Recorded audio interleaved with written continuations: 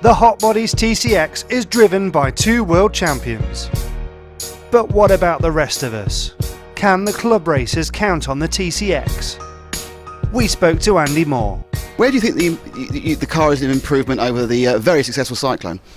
It's generally easier to drive, to be honest. We've changed quite a few things to get the flex more equal. The balance has obviously now been set up purely for brushless motors and LiPo batteries.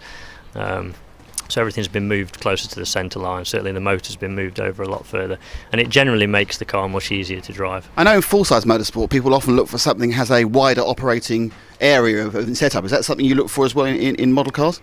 Yeah, I mean that's where we're at with the TCX basically.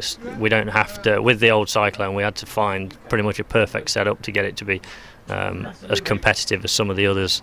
But now we have a wider operating band, so to speak. So yeah, it is a lot easier.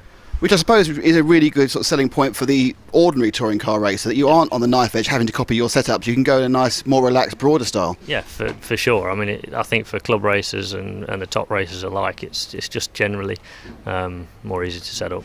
And obviously not for you, but obviously the big push these days, obviously within touring cars, is the slightly slower motors, the 10.5s and the 13.5s. Did you do any development specifically for that, or is the fact the car that works well in full mob will work equally as you reduce the power?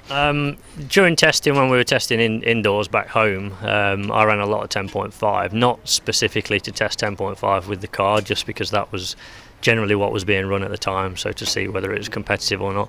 But I think for sure if you can make it work with modified and go in the speeds we do with modified, then 10.5 won't be a problem. DHI Cup 2010 Superstock class was dominated by two cars. Both were hot bodies.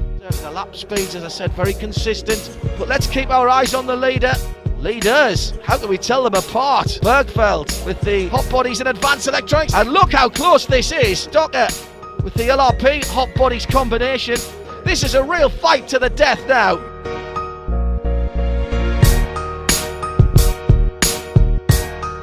I mean, looking at Hara yourself, the car's obviously completely on the pace here on tarmac, temperature dependent. But of course, the half the season we do is on carpet. I mean, is that? Do you need two separate cars, or can you just? Will the car be able to be moved across from one to the other? In all honesty, it's not a massive difference between setup from my carpet setup that I found to be the best for me to what we're running now. It's probably only shock setup's a little bit different with the oil and the spring, but the general geometry is very, very similar. So you don't have to change very much, to be honest, to switch between the two. So basically, the perfect club car then. I would say so. Thanks, Andy.